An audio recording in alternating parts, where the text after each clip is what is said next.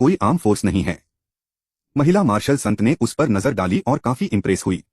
जैसे जैसे सेना आगे बढ़ती गई, लेकिन जब सेना ने 50 या 60 मील तक उनका पीछा किया तो वे अचानक रुक गए। सीधे सेना के सामने तांग यानफेंग, जो पहले ग्रुप से अलग हो गया था और अकेले ही उनका पीछा कर रहा था, दूसरी तरफ बेपरवाही से देख रहा था। उससे थोड़ी दूर एक पहाड़ की चोटी पर एक आदमी खड़ा था और वह कोई और नहीं बल्कि झाओ फांग था। यार, तुम इस खास मेहमान को यहाँ बुलाने के लिए इतनी दूर जाकर क्या करने की सोच रहे हो?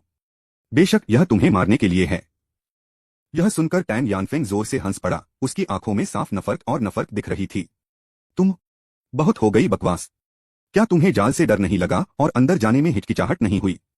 अब जब तुम्हारे साथी तुम्हें पकड़ चुके हैं तो तुम अंदर आ सकते हो और अपनी मौत का सामना कर सकते हो। झाओ फेंग का लहजा तांग यानफेंग से भी ज्यादा घमंडी था। वह उसके साथ ऐसा बर्ताव कर रहा था जैसे वह कोई मरा हुआ आदमी हो, न कि कोई योद्धा संत। तुम यही मांग रहे हो? तांग यानफेंग के बेपरवाह चेहरे पर अचानक ठंडक दौड़ गई। बिना एक शब्द कहे तांग यानफेंग तुरंत हरी रोशनी की एक लकीर में बदल गया, हरे धुएं का एक निशान छोड़ते हुए, और सीधे झाओ फेंग की ओर बढ़ गया। हे, मुझे देखने दो कि तुम असल में कितने लायक हो, तुम 3 स्टार मार्शल सेंट।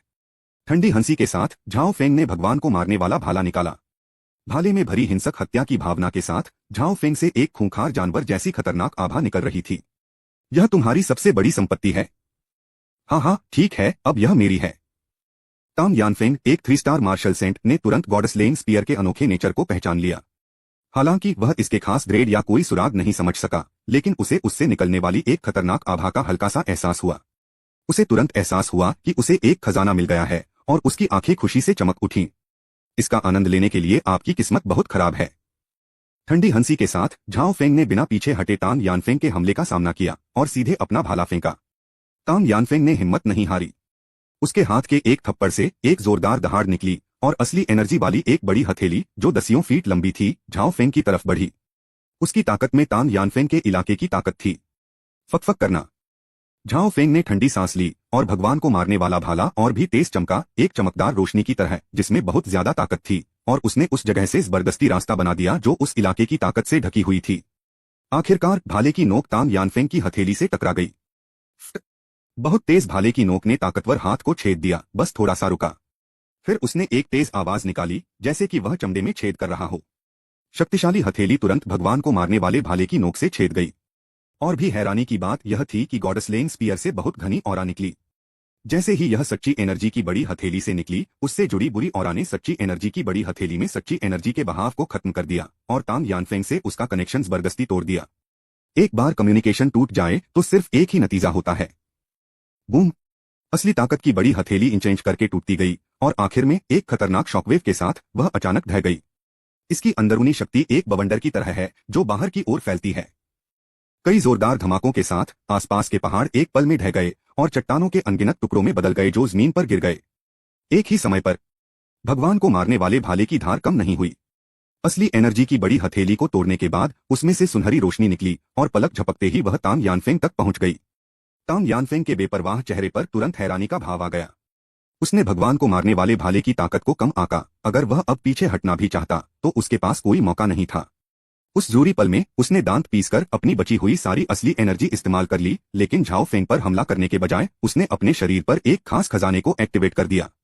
धमाका। तांग यानफेंग के सामने 100 जानवरों की एक लाल भ्रामक छवि जम गई। एक high grade earth rank armour, the 100 beasts armour. महिला मार्शल संत, जो ज्यादा दूर नहीं थी, ने यह नजारा देखा और उसकी पलकें झपक गईं। क्या उस बच्चे का हमला सच में इतना डरावना है? इसने सच में टैंग यानफेंग को 100 जानवरों का कवच इस्तेमाल करने पर मजबूर कर दिया। जब वह अभी भी सदमे में थी तो कुछ और भी चौंकाने वाला हुआ। जैसे ही भगवान को मारने वाले भाले ने जानवर के कवच को छुआ, जानवर का कवच तुरंत छेद गया। भगवान को मारने वाला भाला तांग यानफेंग की छाती में गहराई तक घुसा दिया गया। आह! तांग यानफेंग ने दर्द भरी दहाड़ लगाई। उसका एक्सप्रेशन कुछ पागलपन जैसा था। क्या उसने सच में एक ही शॉट में टैंग यानफेंग का डिफेंस तोड़ दिया? यह कैसे हो सकता है? महिला मार्शल संत बड़ी बड़ी आंखों से देख रही थी। उसके चेहरे पर अविश्वास था। 6 सम्मानित मेहमान, हम अब और देर नहीं कर सकते। चलो मिलकर हमला करते हैं। झो के राजा लिंग अचानक चिल्लाए, मार मार मार। थंडर लेपर्ड लीजन ने धरती हिला देने वाली लड़ाई की आवाजें निकाली। उनकी लड़ाई की भावना एक बार फिर मजबूत हुई और शुरुआती स्टेज के 8वें टियर के थंडर लेपर्ड में बदल गई, जो ठीक उसी समय आगे बढ़ा जब झाओ फेंग ने एक बार फिर टैंग यानफेंग पर अपना गॉडस्लेइंग स्पीयर घुमाया। दूसरी तरफ की महिला योद्धा ने दांत पीसते हुए नीली बर्फ की तलवार घुमाई और आगे बढ़ी। हे हम आप लोगों का इंतजार कर रहे थे। झाओ फेंग गुस्से में खून का प्यासा लग रहा था और जब वे उस पर हमला कर रहे थे तो वह पीछे हटने का कोई संकेत नहीं दे रहा था। तांग यानफेंग को एक तरफ लात मारने के बाद उसने भगवान को मारने वाला भाला पकड़ा और उसे ठंडी रोशनी की जानलेवा लकीर में बदलकर लेई बाओ की ओर दौड़ा। मरना। लेई बाओ बहुत तेज था, लेकिन वह क्लाउड शटल पर सवार झाओ फेंग से कैसे आगे निकल सकता था। एक हल्की आवाज के साथ भगवान को मारने वाला भाला सीधे लेई बाओ की भौहों के बीच घुस गया। लेई बाओ का शरीर जोर से कांपने लगा और उसके अंदर से एक खतरनाक लड़ाई की भावना निकल पड़ी। धमाका। थंडर लेपर्ड फट गया। झो के राजा लिंग और 5000 थंडर लेपर्ड लीजन को तुरंत खून की उल्टी होने लगी, उनके चेहरे पीले पड़ गए और वे बहुत कमजोर लगने लगे। बहुत मजबूत। झो के राजा लिंग हैरान रह गए। लड़के आओ और अपनी मौत का सामना करो। यह देखकर कि झाओ फेंग ने तांग यानफेंग को घायल कर दिया था और लेई बाओ को 2 गोलियों से मार डाला था, महिला मार्शल संत हैरान रह गई और उसने बिल्कुल भी पीछे हटने की हिम्मत नहीं की। एक पल में एक डरावनी आभा फूट पड़ी जिससे आसपास की जगह जम गई। एक ही समय पर नफरत और बिना किसी रोकटोक के हत्या के इरादे से भरा हुआ तांग यानफेंग दौड़कर आया। दूसरी ओर झो के राजा लिंग ने अपना हाथ हिलाया और 5000 थंडर लेपर्ड लीजन और खुद राजा लिंग में एक बार फिर लड़ने का जोश भर गया। थंडर लेपर्ड जो गायब होने वाला था, नंगी आंखों से दिखने वाली स्पीड से फिर से इकट्ठा हो गया। पलक झपकते में तीनों पार्टियों के एक साथ हमला करने से झाओ फेंग खतरे में पड़ गया। तुम मुझे मारना चाहते हो? झाओ फेंग की आंखों में ठंडी तेज चमक आ गई। तो चलो। भगवान को मारने वाले भाले ने महिला योद्धा संत के हमले को रोक दिया और झाओ फेंग तेजी से आगे बढ़ा और पास ही रेगिस्तान के किनारे गायब हो गया। नफरत में अंधा होकर तांग यानफेंग बिना किसी हिचकिचाहट के उसके पीछे पीछे चला गया। एक पल की हिचकिचाहट के बाद महिला मार्शल संत ने भी पीछा किया। जहां तक झो के राजा लिंग की बात है तो वह सबसे पीछे चल रहा था और उसकी नजरें इधर उधर घूम रही थीं। पलक झपकते ही तांग यानफेंग और उसके 2 साथी रेगिस्तान के किनारे पर आ गए और बिना किसी हिचकिचाहट के तेजी से झाओ फेंग का पीछा करने लगे। यह ऐसी स्थिति है जहां से वापसी नहीं हो सकती। झाओ फेंग ने अपना सिर नहीं घुमाया, लेकिन उसके होठों पर एक ठंडी मुस्कान आ गई। यूशी 8 एब्सोल्यूट्स फॉलन सेंट फॉर्मेशन को एक्टिवेट करो। अध्याय 304 मार्शल संत की हत्या। यूशी 8 एब्सोल्यूट सेंट डिस्ट्रॉइंग फॉर्मेशन को एक्टिवेट करो। यह आवाज सुनकर सबके चेहरे बदल गए, चाहे वह तांग यानफेंग हो जो अपनी आंखों में खून की प्यासी चमक लिए आगे बढ़ रहा था, या वह महिला योद्धा संत जो उसके ठीक पीछे चल रही थी, या झो लिंगवांग जो पीछे से कड़ी नजर रख रहा था। उन सबने रेगिस्तान में रेत के टीले पर एक सफेद कपड़े पहने एक औरत को देखा। इस समय वह महिला हाथ की मुहरें बना रही थी, मंत्र पढ़ रही थी जो शून्य में विलीन हो रहे थे। गठन।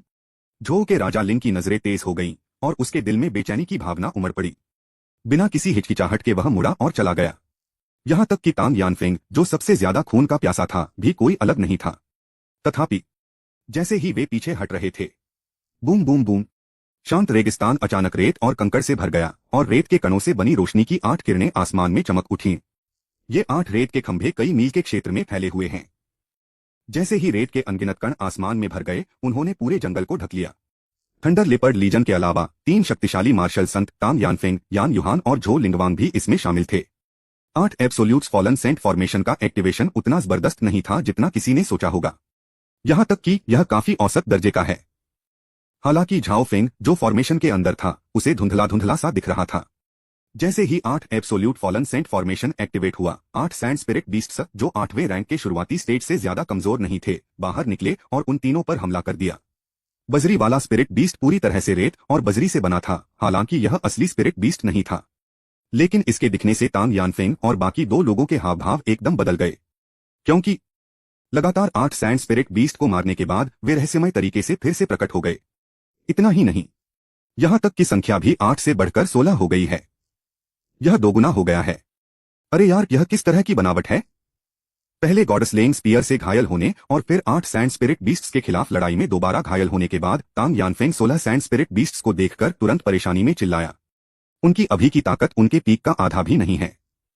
इतनी कम ताकत और इतनी अजीब बनावट के साथ वह पूरी तरह असुरक्षित महसूस कर रहा था। उसके बारे में बात मत करो।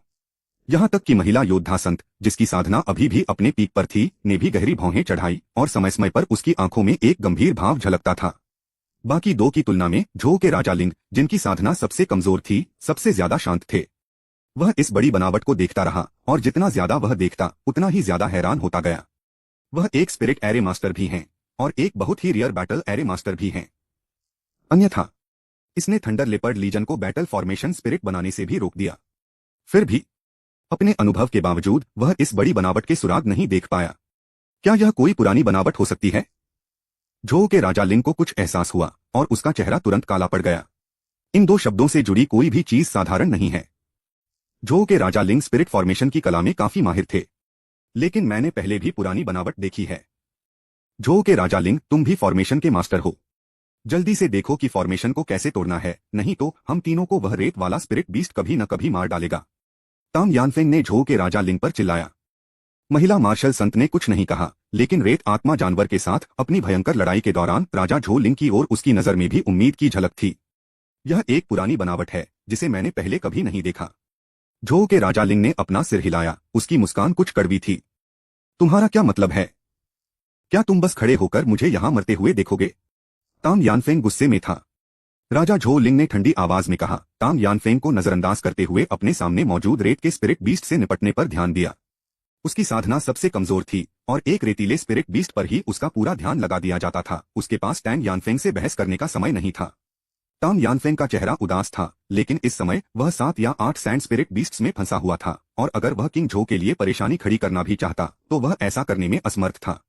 बिल्कुल भी समय नहीं है। तीनों के शरीर पर घाव थे। खास तौर पर टैंग यानफेंग ज्यादा गंभीर रूप से घायल हो गया था। उसके शरीर में रेत के स्पिरिट बीस्ट ने दर्जनों छोटे छोटे छेद कर दिए थे और खून बह रहा था। हालांकि महिला मार्शल संत की किस्मत ताम यानफेंग जितनी दुखद नहीं थी, लेकिन यह बहुत बेहतर भी नहीं थी। जहां तक सबसे कमजोर राजा झो की बात है, हालांकि वह भी गंभीर रूप से घायल था, वह बाकी दो की तुलना में ज्यादा खुश था। धत तेरे की छोटे बदमाश, अगर तुझमें हिम्मत है तो बाहर आकर मुझसे लड़। मैं तुझे एक हाथ से कुचल सकता हूं। ताम यानफेंग दहाड़ा। मुझे एक हाथ से कुचल दोगे? तुम तो ऐसे बोल रहे हो जैसे तुम मुझे मार सकते हो। लुढ़कती रेत और कंकड़ से एक ठंडी हंसी गूंजी। जैसे ही बजरी ने रास्ता साफ किया, झाओ फेंग की आकृति उसमें से निकली। लड़के, आओ और अपनी मौत का सामना करो। जैसे ही ताम यानफेंग ने झाओ फेंग को देखा, उसे अपना गुस्सा निकालने का एक जरिया मिल गया। वह दहाड़ा और एक पागल जानवर की तरह सीधे झाओ फेंग पर टूट पड़ा। लेकिन जैसे ही वह वहां पहुंचने वाला था, अचानक झाओ फेंग के सामने बिखरी रेत और बजरी भर गई और पलक झपकते ही झाओ फेंग फिर से गायब हो गया। एक ही समय पर कई और रेत के स्पिरिट बीस्ट बाहर निकल आए। ताम यानफेंग का एक्सप्रेशन एकदम बदल गया। लेकिन अपनी सारी ताकत खत्म होने के बाद उसके पास विरोध करने की लगभग कोई ताकत नहीं बची थी और कई सैंड स्पिरिट बीस्ट ने उसे लगभग उड़ा दिया था। भले ही मैं मर जाऊं, मैं तुम्हें ऐसा करने नहीं दूंगा। ताम यानफेंग की आंखों में खून की प्यासी नफरत चमक रही थी और बिना किसी हिचकिचाहट के वह अपने क्यूई सागर को उड़ाने वाला था। तभी अचानक उसकी पीठ से हड्डी कंपा देने वाली ठंड आने लगी। मैंने यह सिचुएशन बनाने के लिए बहुत मेहनत की है। अगर आप बस खुद को खत्म करके ऐसे ही मर जाएंगे तो मुझे यह एक्सपीरियंस कौन देगा? उस ठंडी आवाज के साथ एक तेज फुफकारने जैसी आवाज भी आई जो हवा में गूंज रही थी। भाले की ठंडी नुकीली नोक ताम यानफेंग के सिर के पीछे से होकर उसकी भौहों के बीच से निकल गई। ताम यानफेंग की आंखें गुस्से से चौड़ी हो गईं और भगवान को मारने वाले भाले के जबरदस्त असर से उसकी बची खुची चेतना तुरंत खत्म हो गई। जैसे ही ताम यानफेंग की चेतना खत्म हुई, बेतहाशा जलता हुआ क्यूई सागर धीरे धीरे शांत हो गया और नॉर्मल हो गया। काटना। खिलाड़ी झाओ फेंग को 3 स्टार मार्शल संत ताम यानफेंग को हराने और 300,000,000 experience points, 300,000,000 true power points और 300,000,000 डिवाइन स्किल प्रोफिशिएंसी पाने के लिए बधाई। टैंग यानफेंग मर गया। यान युहान यह दृश्य देखकर हैरान रह गई। उसकी खूबसूरत आंखें अविश्वास से भर गईं। जब उसे झाओ फेंग का शिकार करने का मिशन मिला तो उसने कभी नहीं सोचा था कि वह उसके द्वारा मारी जाएगी। तथापि यह विचार अचानक उसके मन में तब आया जब उसने ताम यानफेंग को मारा हुआ देखा। अचानक यान युहान के दिल में जिंदगी और मौत का संकट भर गया। खासकर झाओ फेंग को अंधीन रेत में डूबा हुआ देखने के बाद जानलेवा संकट का एहसास और भी मजबूत हो गया। उसने और झो के राजा लिंग ने एक दूसरे को देखा, फिर पीठ सटाकर खड़े हो गए और सावधानी से चारों ओर देखने लगे। वूश! एक चमकीली रोशनी दिखाई दी जो सीधे झो के राजा लिंग के सिर पर थी। राजा लिंग का चेहरा एकदम बदल गया और वह पूरी ताकत से लड़ने ही वाला था कि रोशनी की चमक बिना किसी चेतावनी के गायब हो गई। अच्छा नहीं है। झो के राजा लिंग का चेहरा बदल गया। तीनों संतों को सावधान रहना चाहिए। ठीक तभी एक काली रोशनी बिजली की तरह तेज सीधे यान युहान की ओर बढ़ी। यान युहान तैयार थी और गंभीर चेहरे के साथ उसने तुरंत खुद को बचाने के लिए अपनी सबसे ताकत का इस्तेमाल किया। लेकिन जैसे ही उसने अपना डिफेंस एक्टिवेट किया, ठंडी रोशनी अचानक गायब हो गई। तीखी दहाड़ के बीच सैंड स्पिरिट बीस्ट बाहर निकला। यह देखकर किंग झो लिंग को अचानक एहसास हुआ कि क्या हो रहा है और उसका चेहरा बहुत बुरा हो गया। धत तेरे की, मुझे यह सोचना चाहिए था। एक पुरानी लाइन को कंट्रोल करने के लिए कम से कम मिड स्टेज या लेट स्टेज 8वें लेवल का स्पिरिट लाइन मास्टर होना चाहिए। वह लड़की साफ तौर पर उतनी स्किल्ड नहीं है। वह बस टाइम पास कर रही है। अध्याय 305 झो के राजा लिंग को वश में करना। हे क्या तुमने ध्यान दिया? बहुत बुरा हुआ, अब बहुत देर हो चुकी है। जैसे ही झो के राजा लिंग चिल्लाए, 8 एब्सोल्यूट्स फॉलन सेंट फॉर्मेशन में एक ठंडी आवाज गूंजी। आवाज चारों तरफ से आ रही थी, जिससे उसकी जगह का अंदाजा लगाना नामुमकिन था। लेकिन यह सुनकर झो के राजा लिंग और यान युहान के हाव भाव एकदम बदल गए और उन्होंने सावधानी से चारों ओर देखा। झाओ फेंग के चुपके से किए गए हमले के बाद उन्हें उसकी चालाकी की गहरी समझ हो गई। इसके अलावा उन्होंने टॉप 3 स्टार मार्शल सेंट तान यानफेंग को सफलतापूर्वक मार डाला। यहां तक कि झो लिंगवांग यान युहान ने भी अपनी नफरत को किनारे रखकर उन्हें बराबर का विरोधी माना। पुकारे। जैसे ही झाओ फेंग ने बोलना खत्म किया, कई तेज तलवारें उन दोनों की ओर दौड़ी। तलवार की रोशनी बहुत तेज थी और उसका ऑरा खतरनाक था। इसके संपर्क में आते ही झो के राजा लिंग को अंदर की तलवार की एनर्जी ने तुरंत पीछे धकेल दिया और पलक झपकते ही उसके शरीर पर तलवार के कई खूनी घाव दिखाई दिए। दूसरी ओर यान युहान की स्थिति झो के राजा लिंग से बेहतर नहीं थी। वे दोनों पहले ही सैंड स्पिरिट बीस्ट से बुरी तरह घायल हो गए थे और उनमें लड़ने की ताकत बहुत कम बची थी। इस समय उस पर 10 मेरिडियन डिवाइन स्वॉर्ड ने हमला किया। हालांकि वह मुश्किल से उसे रोक पाया, फिर भी 1 या 2 तलवार की एनर्जी उसके शरीर में घुस गई।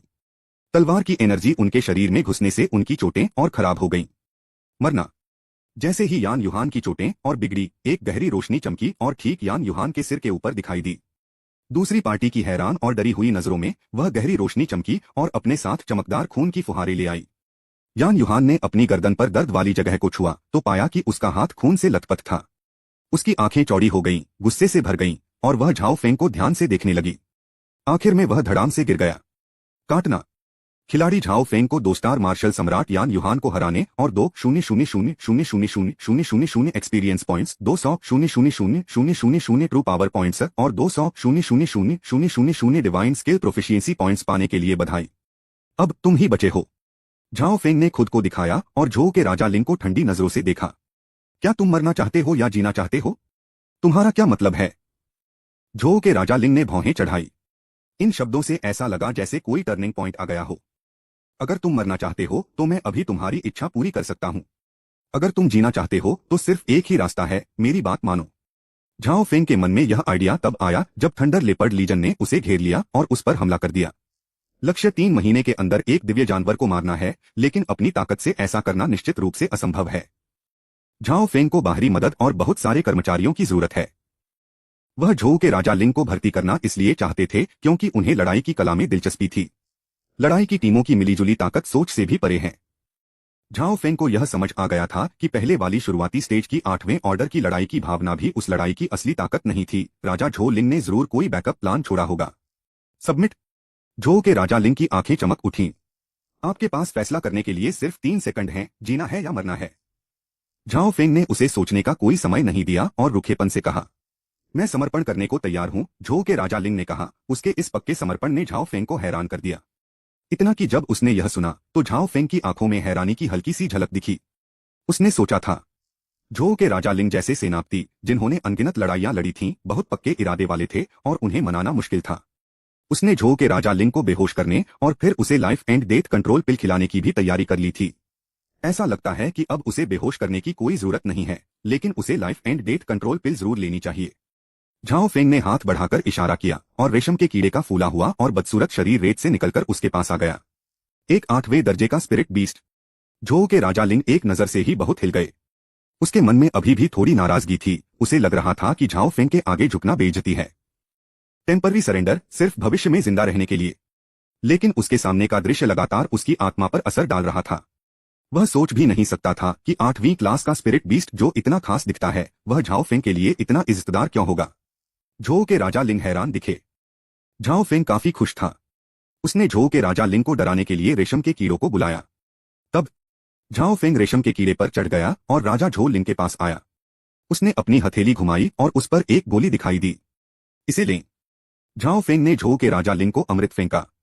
झो के राजा लिंग ने गोली ली। उसकी आंखें झपक रही थीं, लेकिन आखिर में उसने उसे एक ही घूंट में निगल लिया। अमृत लेने के बाद झो के राजा लिंग का शरीर जोर से कांपने लगा, जैसे उसे बिजली का झटका लगा हो।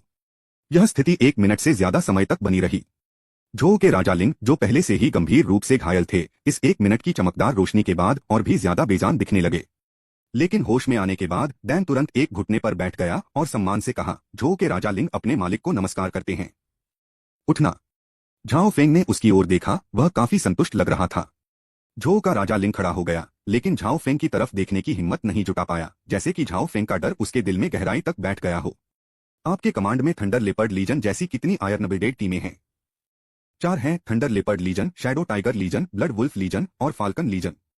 हर लीजन में 5000 आदमी हैं और हर सदस्य का कल्टीवेशन लेवल कम से कम मार्शल किंग है और वे चौथे टियर के माउंट से लैस हैं। झो के राजा लिंग की बातें सुनकर झाओ फेंग ऊपर से तो शांत रहा, लेकिन अंदर से वह बहुत हैरान था। धत तेरे की कोई हैरानी नहीं कि यह हजारों साल के इतिहास वाला एक साम्राज्य है। इसकी नींव सच में बहुत गहरी है।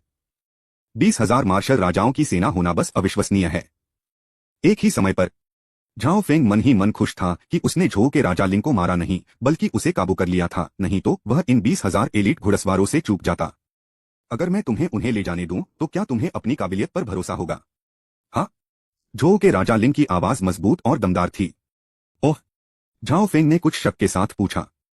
ये चारों फौजें मैंने ही बनाई और ट्रेन की हैं।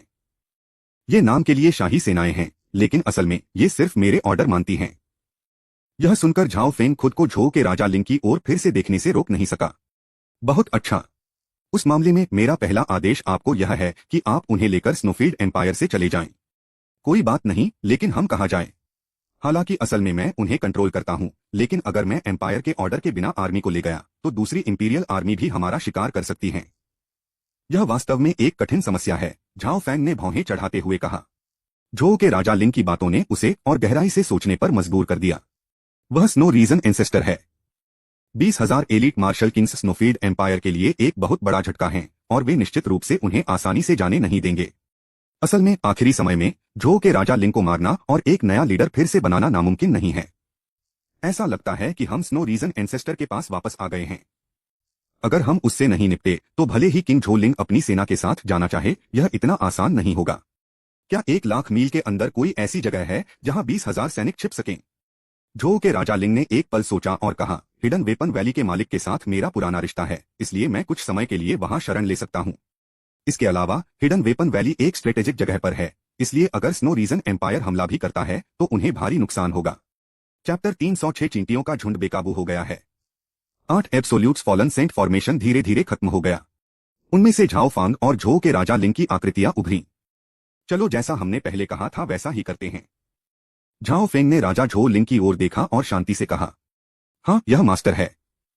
आदर से झुकने के बाद राजा झो लिंग तेजी से आगे बढ़ा और थंडर लेपर्ड लीजन की ओर उड़ गया, जो पहले से ही गुस्से से भरा हुआ था और 8 एब्सोल्यूट फॉलन सेंट फॉर्मेशन में घुसने के लिए बेताब था।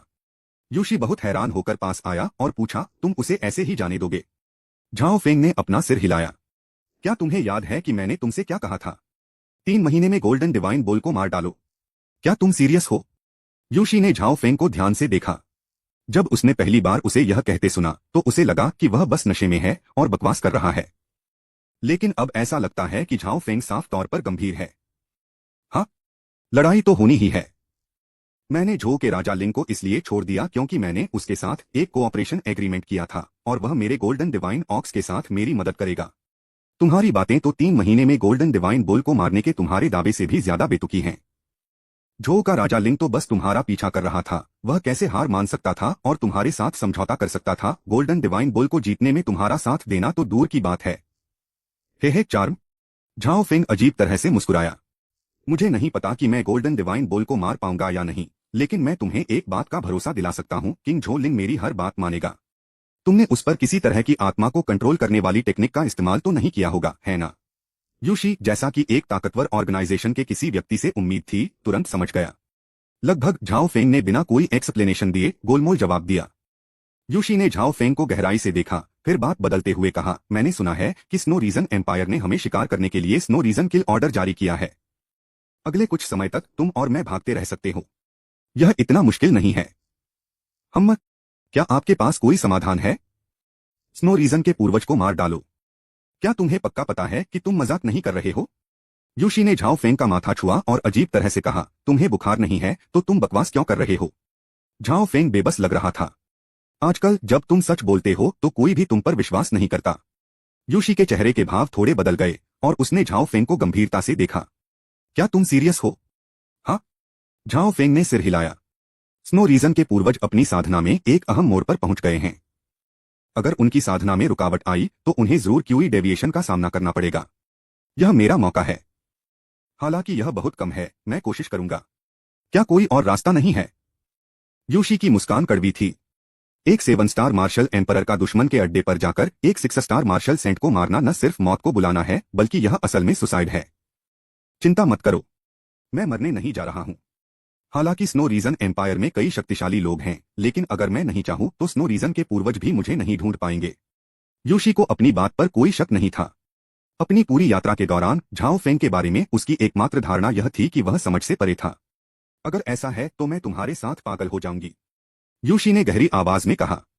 मेरे पास तुम्हारे लिए दूसरे प्लान हैं। तुम पुरानी बनावट के बारे में बहुत कुछ जानते हो और मैं चाहता हूं कि तुम राजा झोलिंग को पुरानी लड़ाई की बनावट के तरीके सिखाओ। क्या आपको यकीन है? झाओ फेंग को सिर हिलाते देख यूशी की मुस्कान और भी कड़वी हो गई। वह जानती थी कि झाओ फेंग की हरकतें अभी भी उसके लिए थीं।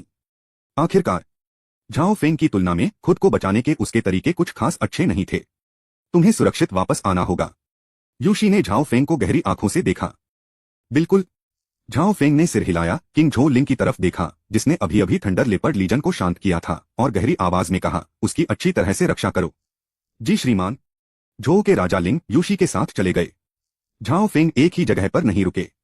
फिर उसने अपना रूप बदला, बॉर्डर के इलाके से आए एक भटकते हुए तलवारबाज में बदल गया और बिना किसी घमंड के स्नोफील्ड एम्पायर की ओर चल पड़ा। शाम। झाओ फेंग ने शाही शहर में घुसपैठ की। इस बात के बावजूद कि 7वें राजकुमार की हत्या के बाद पूरी राजधानी में मार्शल लॉ लगा हुआ था, खासकर शाही महल।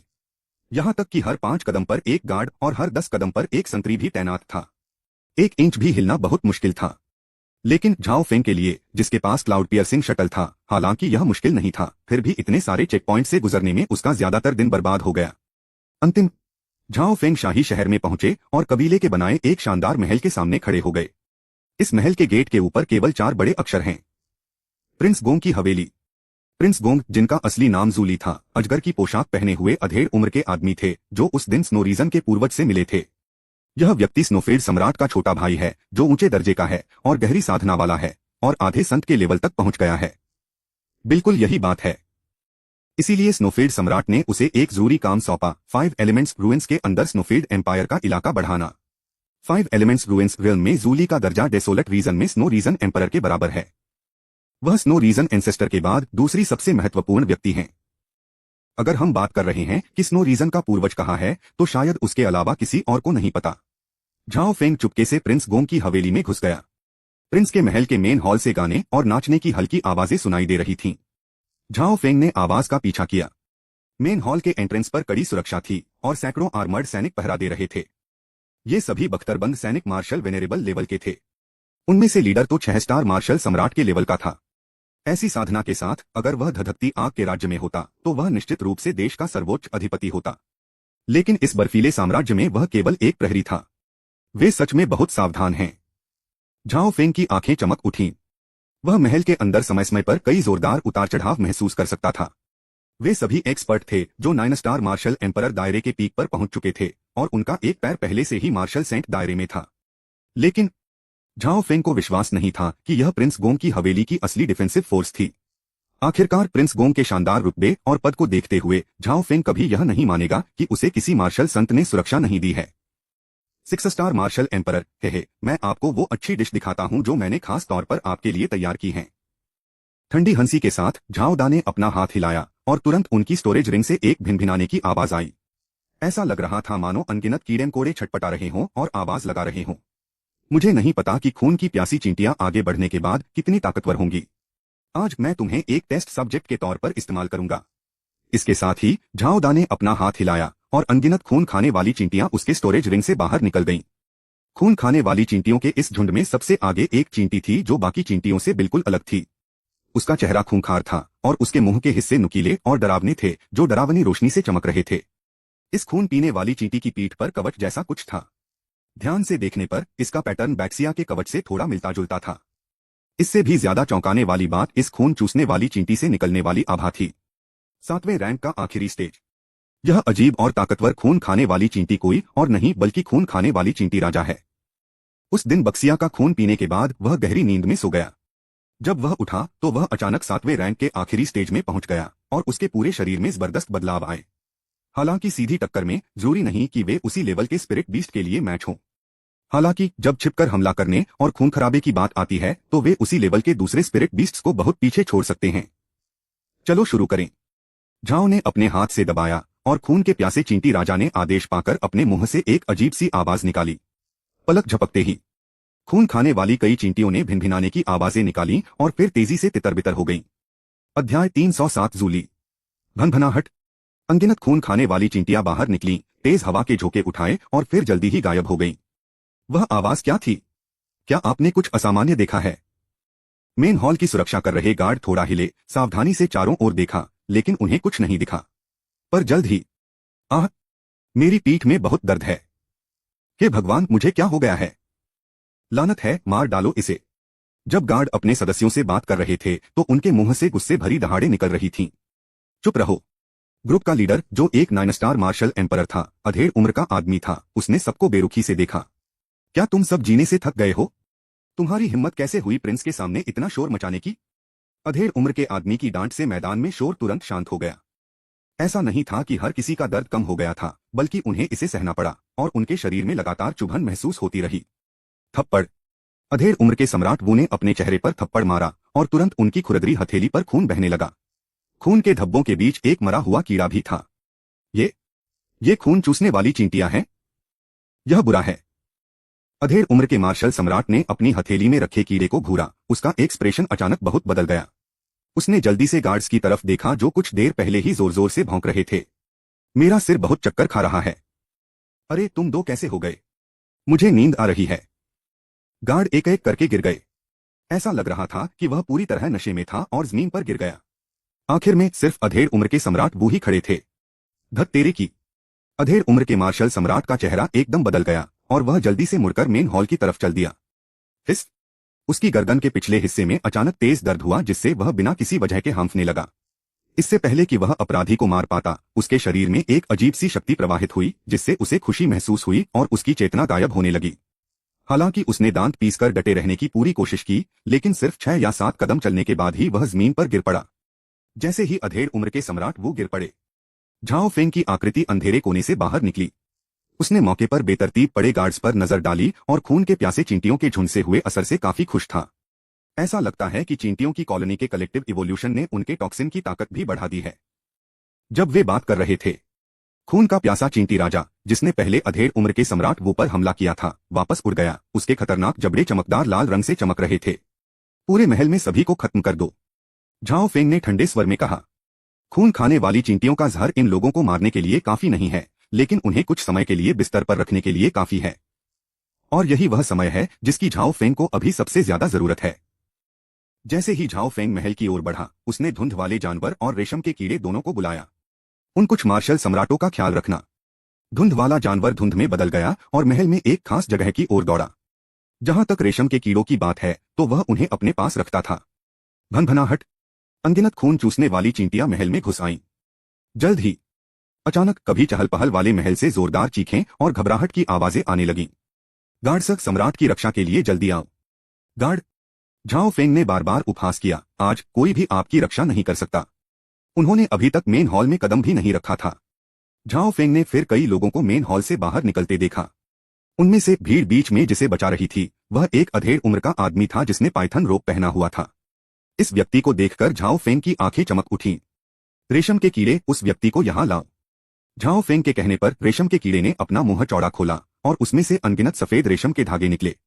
वे सफेद बादलों के झुंड में बदल गए और अजगर की पोशाक पहने आदमी और उसके साथियों को घेर लिया। अजगर की पोशाक पहने आदमी का चेहरा एकदम बदल गया और उसने पूरी ताकत से मुकाबला किया। लेकिन वह तो सिर्फ आधा संत था। वह रेशम के कीड़े के हमले का सामना कैसे कर सकता था, जो 3 सितारा योद्धा संत के बराबर था। पलक झपकते ही वह रेशम के कीड़े के बुने रेशम में फंस गया। उसके साथ बाहर आए कई और लोगों को भी बांध दिया गया। झाओ फेंग तेजी से आगे बढ़ा और ग्रुप के सामने आ गया। उसने पाइथन रोप पहने आदमी को देखा और रूखेपन से कहा, क्या तुम प्रिंस गोंग हो, जूली? और तुम कौन हो? जूली ने झाओ फेंग को बेरुखी से देखा। बेटा, बेहतर होगा कि तुम मुझे छोड़ दो, वरना मैं तुम्हें इस फैसले पर पछतावा करवा दूंगी। हाँ। झाओ फेंग के होठों पर एक ठंडी मुस्कान आ गई। उसके हाथ की एक लहर से कई तेज तलवारें निकलीं और दूसरे लोगों पर वार किया। बिना किसी अपवाद के उनमें से जो सिर्फ मार्शल सम्राट के बराबर साधना स्तर के थे, उन्हें 10 मेरिडियन दिव्य तलवार ने तुरंत मार डाला। उनके शरीर से तुरंत ताजा खून बहने लगा। हवा में खून की तेज तीखी गंध भर गई। जूली का एक्सप्रेशन एकदम बदल गया जब उसने झाओ फेंग को देखा। तुम कौन हो, मेरे स्नो रीजन एम्पायर में घुसने की हिम्मत कर रहे हो? लगता है आप अभी तक पूरी तरह जागे नहीं हैं। ओह, एक कैदी के तौर पर तुम्हें मुझसे सवाल करने का क्या अधिकार है? ठंडी हंसी के साथ झाओ फेंग ने जूली पर हथेली से वार किया। इस वार में उसने कुछ भी नहीं रोका। भले ही जूली आधी संत लेवल की एक्सपर्ट थी, लेकिन इतनी अचानक चोट लगने से वह पीली पड़ गई और उसके मुंह से खून निकल आया। तुम्हारी हिम्मत कैसे हुई राजकुमार के महल में घुसने की? तुरंत सरेंडर कर दो। मेन हॉल में हो रहे शोर ने तुरंत प्रिंस की हवेली में छिपे एक्सपर्ट्स का ध्यान खींचा। एक दहाड़ के साथ 3 लोग बाहर निकले। ये तीनों लोग असल में एक स्टार मार्शल सेंट के लेवल तक पहुंच गए थे। उसे बांध दो। झाओ फेंग भावशून्य रहा और ठंडी आवाज में बोला।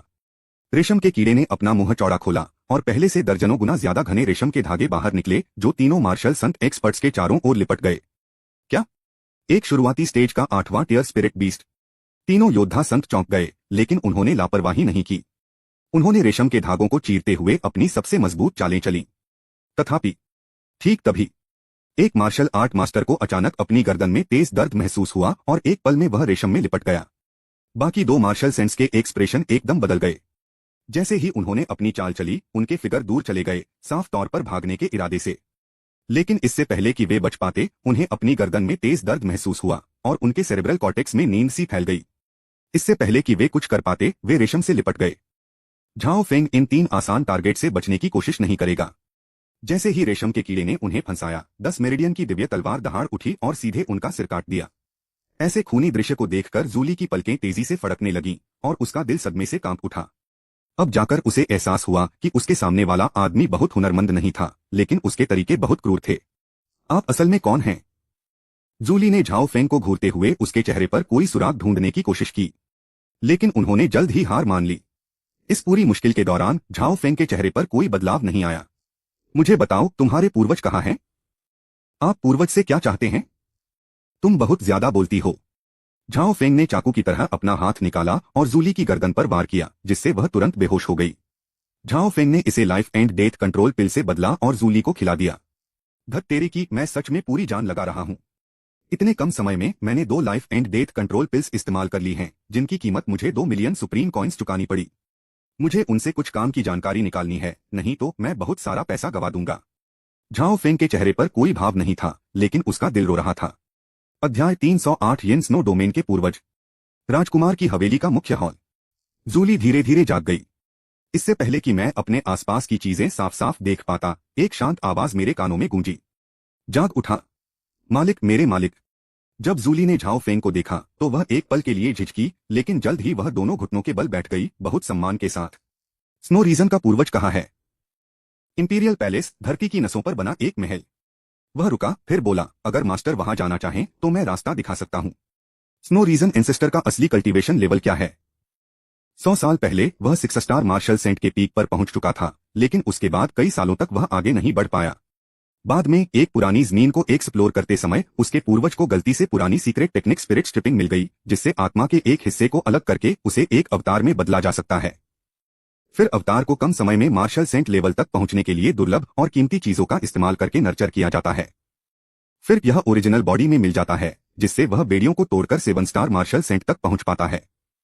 यह सुनकर झाओ फेंग ने मन ही मन आह भरी, यह सोचकर कि उसने जो 10 लाख सुप्रीम कॉइन खर्च किए थे वे बेकार नहीं गए। ऐसे अलग तरीकों का इस्तेमाल किए बिना जूली से यह राज उगलवाने का चांस लगभग 0 था। स्नोफील्ड पूर्वज के कितने अवतार हैं? मुझे भी पूरी जानकारी नहीं है, लेकिन पिछले 100 सालों में मैंने लगभग 2 देखे हैं, एक 4 स्टार मार्शल सेंट और दूसरा 5 स्टार मार्शल सेंट। तो पहले खुद खत्म हो चुके 4 स्टार मार्शल सेंट अवतार के अलावा स्नो डोमेन एंसेस्टर के पास कम से कम एक 5 स्टार मार्शल सेंट अवतार है। झाओ फेंग के हाव भाव थोड़े बदल गए। उन्होंने खुद 4 स्टार मार्शल सेंट अवतार का डर महसूस किया था, जिसकी वजह से उनकी जान लगभग चली गई थी। अचानक स्नो रीजन के पूर्वज का एक और भी डरावना 5 स्टार मार्शल सेंट अवतार हुआ।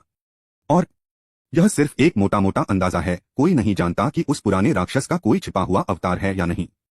मास्टर, चिंता करने की कोई जरूरत नहीं है। असल में एंसेस्टर ने 5 अवतारों को मिलाकर एक बनाने का प्लान बनाया था ताकि वे नॉन-स्टार मार्शल सेंट के लेवल तक पहुंच सकें। लेकिन 4 स्टार मार्शल सेंट अवतार के खुद को खत्म करने के बाद यह प्लान बदल गया।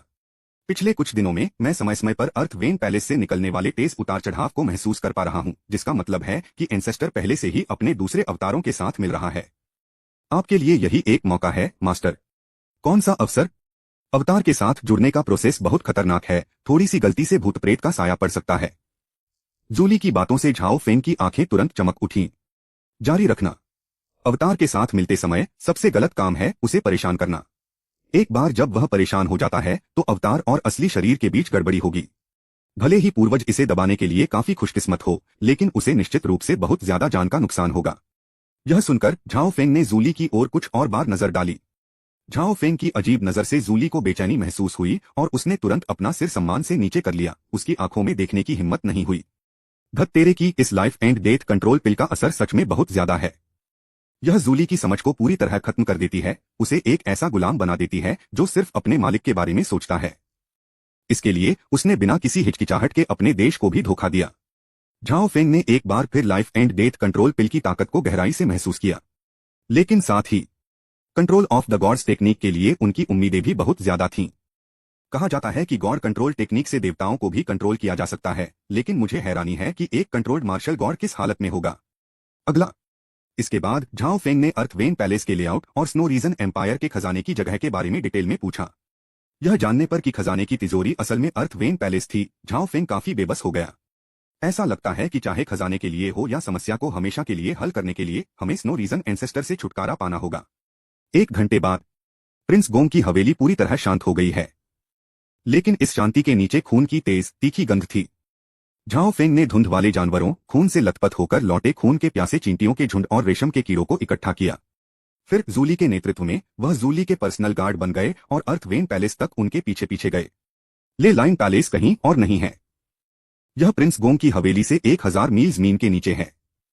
जब वे यात्रा कर रहे थे, झाओ फेंग भावशून्य था, लेकिन मन ही मन उसने आह भरी, 7वीं श्रेणी की शक्ति सच में अपने नाम के अनुरूप है। वह जगह जहां खजाना छिपा है आम लोगों की कल्पना से परे है। अगर जूली की गाइडेंस न होती तो झाओ फेंग के लिए यह जगह ढूंढना आसान नहीं होता। यह एक टेलीपोर्टेशन एरे है, रॉयल पैलेस और अर्थ वेन पैलेस के बीच एकमात्र टेलीपोर्टेशन एरे। मैं आमतौर पर अर्थ वेन पैलेस जाकर एंसेस्टर से संपर्क करने के लिए इसी एरे पर निर्भर रहता हूँ। राजकुमार की हवेली के बेसमेंट में एक टेलीपोर्टेशन एरे है जो 5 रंगों की रोशनी निकालता है। एक बार जब आप इस बनावट में कदम रखेंगे तो आप अर्थ वेन पैलेस में चले जाएंगे, और एंसेस्टर के सेंस अर्थ वेन पैलेस के आधे हिस्से को कवर करते हैं। इसलिए जूली ने झाओ फेंग को देखा। अंदर जाओ, झाओ फेंग ने शांति से कहा। फिर भी उसने किसी भी अचानक आने वाली जरूरत से निपटने के लिए पहले ही एक mid level void breaking talisman ले लिया था। आखिरकार इस बार हमारा सामना सीधे तौर पर एक टॉप 6 स्टार मार्शल सेंट से होगा। अगर हम सावधान नहीं रहे तो हम मारे जाएंगे। हम लापरवाह नहीं हो सकते। जूली ने सिर हिलाया और टेलीपोर्टेशन एरे में कदम रखा। इसके बाद झाओ फेंग अंदर आया। जैसे ही दोनों ने टेलीपोर्टेशन एरे में कदम रखा, वह हिलने और मुड़ने लगा। ये बिगड़ी हुई लहरें उन पैटर्न से बहुत मिलती जुलती हैं जो तब दिखते हैं जब एक high level void breaking talisman activate होता है। इसके तुरंत बाद झाओ फेंग को अपनी आंखों के सामने धुंधलापन महसूस हुआ। जब उसे फिर से होश आया तो उसने खुद को एक बड़े महल के अंदर पाया। अगर जूली ने पहले इसकी पुष्टि नहीं की होती तो यह अर्थ वेन पैलेस होता। झाओ फेंग ने कभी सोचा भी नहीं था कि उसके सामने जो शानदार और बड़ा हॉल था, जो गहनों की चमक से भरा था, वह असल में हजारों मील जमीन के नीचे बना एक ले लाइन महल था। जैसे ही झाओ फेंग दिखाई दिया, उसने महसूस किया कि एक शक्तिशाली लहर उसकी ओर आ रही है। एक ही समय पर जूली, एक बुजुर्ग आवाज गूंजी। जूली पूर्वज को नमस्कार करती है, जूली ने जोर से पुकारा। जूली के साथ झाओ फेंग ने अंडरग्राउंड महल में मौजूद मैजिक लाइन में एक बूढ़े आदमी को देखा जिसके बाल सफेद थे और चेहरा जवान था, फिर भी वह बहुत इज्जतदार था और उसकी आंखें बिजली जैसी चमक रही थीं। यह बूढ़ा आदमी कोई और नहीं बल्कि स्नो रीजन का मुखिया जू युआनहाई है। तुम वहां शाही मामलों को ठीक से क्यों नहीं संभाल रहे हो? तुम यहाँ क्या कर रहे हो? और अपने साथ एक बाहरी आदमी को लाए हो? स्नो रीजन के पूर्वज ने अपनी आंखें थोड़ी बंद की और धीरे धीरे बोले, लेकिन उनकी आवाज पहले से ज्यादा ठंडी थी। जैसे ही हवा में ठंडक फैली, झाओ फेंग को संत की दबाव वाली आभा महसूस हुई। वह pressure 4 star martial saint clone के प्रेशर से कई गुना ज्यादा था। तुरंत ही वह पसीने से लथपथ हो गया और उसका चेहरा पीला पड़ गया। हालांकि संत के दबाव का उस पर ज्यादा असर नहीं हुआ, लेकिन वह मार्शल एम्परर लेवल पर ही था, इसलिए वह ज्यादा गलत काम नहीं कर सकता था। अगर जरूरी होता तो उसे थोड़ा सहयोग करना पड़ता, क्योंकि वह स्नो रीजन एंसेस्टर का शक नहीं बढ़ाना चाहता था। पूर्वज, इस आदमी के पास उस बदमाश के बारे में जानकारी है। ओह! यह सुनकर स्नो रीजन के पूर्वज ने अचानक अपनी आंखें खोलीं, उनमें रोशनी की एक चमक चमकी और वह झाओ फेंग को ध्यान से देखने लगा। बोलो, पूर्वज, कृपया इस चीज को देखें। मैंने जरूर उस बदमाश को इस खजाने का इस्तेमाल करते देखा है। जैसे ही झाओ फेंग ने कहा, उसने एक काला चाकू निकाला, जो कोई और नहीं बल्कि स्वर्गीय रोने वाला चाकू था। जैसे ही ब्लेड निकाला गया, एक ठंडी हवा चली और हवा में एक डरावनी और बुरी आभा फैल गई। स्नोफील्ड के पूर्वज ने ब्लेड को घूरा, उसकी आंखों में रोशनी की एक चमक चमक उठी। वह उत्साहित होकर बोला, हेवनली ब्लेड, मैंने इस ब्लेड पर उस बदमाश की आभा महसूस की, इसमें कोई गलती नहीं है। इसे जल्दी से यहाँ लाओ, मैं इसे ध्यान से देखना चाहता हूँ। स्नोफील्ड एंसेस्टर के चारों ओर की बनावट टूट गई, बस इतनी बड़ी कि एक आदमी अंदर जा सके। सम्मान के भाव के साथ Zhao Feng heavenly cry blade लेकर धीरे धीरे अंदर आया। जैसे ही वह फॉर्मेशन में घुसा, उसके चेहरे से सम्मान गायब हो गया और उसकी जगह कभी न खत्म होने वाली ठंडक ने ले ली पर्पल लाइटनिंग फ्लैश। अध्याय 309 स्टैक्ड धमाका। बैंगनी बिजली चमक। झाओ फेंग ने तुरंत अपनी तलवार पकड़ ली और बैंगनी बिजली की एक धार छोड़ी, जैसे वह आजाद हो, और स्नो रीजन एंसेस्टर पर बमबारी करने लगी। Boom boom. स्नोफील्ड एंसेस्टर जिस जगह पर था, वह जगह फट गई और 1 दर्जन से ज्यादा बैंगनी बिजली के बोल्ट गिरे। डरावनी शॉकवेव ने जूली को एक पल में घेर लिया और उसे लड़ने का भी मौका नहीं मिला, इससे पहले कि उसका शरीर खूनी धुंध में फट जाए और वह वहीं मर गया। गड़गड़ाहट बंद हो गई और एक बड़ा गड्ढा दिखाई दिया जहां स्नोफील्ड पूर्वज खड़े थे। उस पर खून के धब्बे अभी भी थे, लेकिन स्नो रीजन के पूर्वज की मूर्ति बिना किसी निशान के गायब हो गई थी।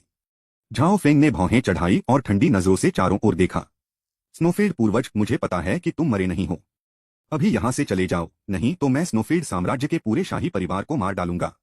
पहली आवाज धीमी होने के थोड़ी देर बाद एक ठंडी डरावनी आवाज सुनाई दी। यह छोटा बच्चा काफी बड़ा है, लेकिन उसका मुंह काफी बड़ा है। जू युआनहाई अपने सफेद बालों और जवान चेहरे के साथ अचानक खाली जगह में प्रकट हुआ। जैसे ही झाओ फेंग ने जुए युआनहाई को देखा, उसकी नजरें तेज हो गईं और वह हैरानी से बोला, यह कैसे हो सकता है।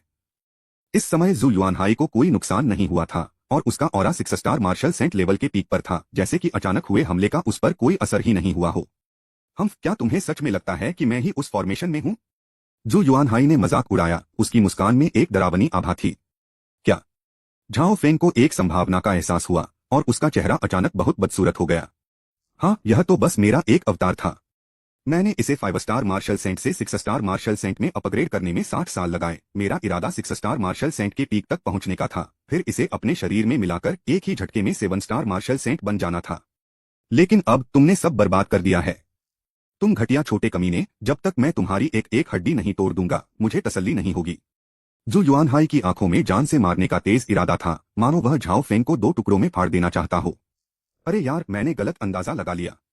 झाओ फेंग के जीतने का एकमात्र मौका जू युआनहाई पर चुपके से हमला करना और उसे क्यूई डेविएशन का शिकार बनाना है। पीछे मुड़कर देखने पर उसने जो बड़ा जाल बड़ी मेहनत से लगाया था, उससे दुश्मन के सिर्फ एक क्लोन की मौत हुई, जबकि असली शरीर को कोई नुकसान नहीं हुआ। इस तरह स्थिति उलट गई और झाओ फेंग ने बिना किसी हिचकिचाहट के मुड़कर भाग लिया। अगर जू युआनहाई खुद नहीं मरा, तो उसे एक 6 स्टार पीक मार्शल सेंट के पूरे गुस्से का सामना करना पड़ेगा। यह गुस्सा झाओ फेंग बर्दाश्त नहीं कर सका। भागने की कोशिश कर रहे हो? बिल्कुल नहीं। जू युआनहाई ने मजाक उड़ाया और अपने हाथ के एक थप्पड़ से उसने उसे असली ताकत वाली एक बड़ी हथेली में बदल दिया, जो झाओ फेंग पर हमला करने वाला था, जो घबराकर भाग रहा था। लेकिन उस पल पफ, जू युआनहाई ने अचानक मुंह में खून भर लिया, उसका चेहरा मौत जैसा पीला पड़ गया। यहां तक कि उसके शरीर के अंदर की एनर्जी भी बहुत ज्यादा अस्त व्यस्त हो गई और जो बड़ी हथेली झाओ फेंग पर लगने वाली थी, वह बिना किसी हवा के ही गायब हो गई। यह देखकर झाओ फेंग बिल्कुल भी नहीं रुका। उसने अभी अभी जू युआनहाई की चालाकी का अनुभव किया था। आजकल उसे पक्का नहीं पता था कि जू युआनहाई सच में घायल है या जानबूझकर उसे हमला करने के लिए लुभाने का नाटक कर रही है। आखिरकार क्लाउड पियर्सिंग शटल पर सवार झाओ फेंग इतनी तेज थी कि जू युआनहाई भी उसे पकड़ नहीं पाई। यह कोई भेस नहीं लगता। झाओ फेंग की आंखें झपकने लगीं जब उसने जू युआनहाई को देखा, जिसका चेहरा बहुत पीला था और वह उससे कई 100 फीट पीछे थी। अचानक झाओ फेंग ने मजाक उड़ाया, चाहे तुम नाटक कर रहे हो या सच में घायल हो, यह दूरी मेरे लिए तुम्हें टुकड़े टुकड़े करने के लिए काफी है। बस इतना ही। हेवनली क्राई ब्लेड जू युआनहाई पर निशाना साधा गया था। जू युआनहाई के थोड़े घबराए हुए चेहरे के बीच झाओ फेंग के मुंह से एक ठंडी और जानलेवा आवाज निकली, पर्पल लाइटनिंग फ्लैश। कई 100 फीट की दूरी। पर्पल लाइटनिंग फ्लैश के लिए यह लगभग पलक झपकने जैसा था। बूम! वह जगह जहां कभी स्नोफील्ड के पूर्वज हुआ करते थे, एक बार फिर खंडहर बन गई। लेकिन वह अभी भी जिंदा था, हवा में तैर रहा था, और उसके सामने एक गोल शील्ड खड़ी थी। गोल शील्ड से हल्की नीली रोशनी निकली, जो एक आर्क के आकार की लाइट शील्ड में बदल गई, जिसने स्नो रीजन एंसेस्टर को घेर लिया। उस नीली रोशनी में झाओ फेंग को हेवनली क्राई ब्लेड जैसी आभा महसूस हुई। तियानबाओ, गोल ढाल बेशक स्वर्ग से आया खजाना थी। हम चलो देखते हैं कि तुम्हारी गोल शील्ड ज्यादा पावरफुल है या मेरी पर्पल लाइटनिंग फ्लैश बेहतर है। जैसे ही उसने बोलना खत्म किया, बैंगनी रंग की बिजली फिर से चमक उठी। धमाका, बूम, गड़गड़ाहट। अंडरग्राउंड महल में कई तरह की धमाकेदार आवाजें गूंज रही थीं, जिससे पूरा महल तबाही जैसा लग रहा था। लानत है, लानत है। जू युआनहाई की आंखों में जान से मारने का डरावना इरादा था। उसने कभी उम्मीद नहीं की थी कि झाओ फेंग के पास लंबी दूरी के हमलों के लिए इतना खजाना होगा। उसे और भी ज्यादा गुस्सा इस बात से आता था कि जब भी वह झाओ फेंग पर हमला करके उसे मारने वाला होता, तो दूसरी पार्टी हमेशा उससे पहले भाग जाती, और फिर जैसे ही वह भागता, पर्पल लाइटनिंग फ्लैश फिर से उस पर सीधे हमला कर देती। कई मौकों पर स्नोफील्ड एंसेस्टर पर्पल लाइटनिंग फ्लैश की चपेट में आने से लगभग बच गया था। लेकिन मुश्किल समय में वह अपने सालों के लड़ाई के अनुभव और खजाने की कभी न खत्म होने वाली धारा पर भरोसा करके संकट को हल करने में कामयाब रहे। फिर भी अभी उनका लुक सफेद बालों वाले जवान दिखने वाले आदमी जैसा नहीं है, जिसमें दूसरी दुनिया का एहसास हो, बल्कि वे बहुत ज्यादा बिखरे हुए हो गए हैं, एक आवारा कुत्ते की तरह। मैं, जो पीक पर एक इज्जतदार 6 स्टार मार्शल सेंट था, असल में एक जूनियर ने दबा दिया था। अगर यह बात बाहर आ गई तो मैं अपने साथियों को कैसे डरा सकता हूं? जू युआनहाई का चेहरा उदास था, उसे बहुत बेइज्जती महसूस हो रही थी। लेकिन उसे मानना पड़ा कि उसके सामने वाला बच्चा दूसरे मार्शल एम्परर से अलग था। वह ईल की तरह फिसलन भरा था। चाहे वह कितना भी ताकतवर क्यों न हो, उसका सामना करते समय वह हमेशा खुद को बेबस महसूस करता था। इस एहसास से उसे लगभग खून की उल्टी आ गई और वह टूट गया। तुम छोटे बदमाश, तुमने मुझे पूरी तरह से गुस्सा दिला दिया है। भले ही इसका मतलब घायल होना हो, मैं तुम्हें मार डालूंगा। जू युआनहाई दहाड़ा, और जैसे ही बैंगनी बिजली गायब हुई, वह बिजली के एक बोल्ट में बदल गया और तेजी से झाओ फेंग पर हमला कर दिया। एक ही समय पर संत का क्षेत्र फैल गया, झाओ फेंग की ओर बढ़ रहा था। जैसे ही संत का डोमेन झाओ फेंग के पास पहुंचा, झाओ फेंग जम गया, जैसे उसे दबा दिया गया हो। यह देखकर जू युआनहाई के गुस्से वाले चेहरे पर बहुत ज्यादा खुशी की चमक आ गई। बिना किसी हिचकिचाहट के उसने अपनी हथेली से मारा और चिल्लाया, लड़के, मरने के लिए तैयार हो जाओ। तुम ही मरने वाले हो। जैसे ही जू युआनहाई झाओ फेंग के पास जाने वाला था, झाओ फेंग अचानक अपनी जगह से गायब हो गया। अगले ही पल वह हाथ में 3 लाल रंग के ताबीज लेकर जू युआनहाई के पीछे आ गया। क्या बकवास है? 3 लाल रंग के ताबीज देखकर जू युआनहाई का माथा जोर से तन गया और उसने बिना किसी हिचकिचाहट के तुरंत पीछे हटने का फैसला किया। बहुत देर हो गई। एक ठंडी आवाज गूंजी, साथ में 2 शब्द, स्टैक्ड एक्सप्लोजन। जैसे ही झाओ फेंग ने ये 2 शब्द कहे, तीनों लाल रंग के ताबीज अचानक अपने आप जल उठे, जिससे एक ऐसी शक्ति निकली जिसके बारे में सोचा भी नहीं जा सकता था, और वह उसी समय फट गई। गड़गड़ाहट। जैसे ही चमकदार रोशनी ने पूरे अंडरग्राउंड महल को रोशन किया, एक जोरदार धमाका हुआ। भले ही झाओ फेंग उसी समय क्लाउड पियर्सिंग शटल से निकला था, फिर भी वह 3 एक्सप्लोडिंग फ्लेम टैलिस्मैन की मिलीजुली ताकत से बह गया, और वह कराह उठा और उसके मुंह के कोने पर खून के निशान दिखाई देने लगे। विस्फोट से अंडरग्राउंड महल का आधा हिस्सा भर गया। यह हंगामा कई मिनट तक चला, फिर धीरे धीरे शांत हो गया। अपने सामने का भयानक नजारा देखकर झाओ फेंग डर के मारे हांफने से खुद को रोक नहीं पाया। हे भगवान, एक साथ रखे गए 3 ब्लेजिंग फ्लेम टैलिस्मैन की शक्ति बहुत ज्यादा है। एक blazing flame talisman 3 star martial emperor दायरे से नीचे के किसी भी व्यक्ति को तुरंत मार सकता है। तीनों कार्डों का एक साथ फटना लगभग जू युआनहाई के अभी के पाम स्ट्राइक के बराबर था, और तबाही के मामले में तो उससे भी आगे निकल गया। अध्याय 310 फायरलिन गोल्डन पाइथन। लेकिन झाओ फेंग ने आराम करने का कोई संकेत नहीं दिया। वह अभी भी सतर्कता से अपने आसपास देख रहा था। उसे यकीन नहीं हो रहा था कि स्नो रीजन के पूर्वज इतनी आसानी से मारे जाएंगे। निश्चित रूप से सबसे जरूरी बात यह है कि उन्हें सिस्टम से सिर कटने का कोई नोटिफिकेशन नहीं मिला। बूढ़े भूत, मुझे पता है कि तुम मरे नहीं हो, अब बाहर आओ। क्या तुम मुझे ढूंढकर अपना खजाना नहीं लेना चाहते थे? मैं तुम्हारे पास आया था, तुम्हें खजाना देने के लिए तैयार, तो तुम भाग क्यों गए? झाओ फेंग ने चारों ओर देखा। उसके मुंह से कभी कभी ताने वाले शब्द निकल रहे थे, जिससे स्नो रीजन के पूर्वज भड़क रहे थे। गर्जन। हालांकि झाओ फेंग के ताने का स्नो रीजन के पूर्वज से कोई जवाब नहीं मिला।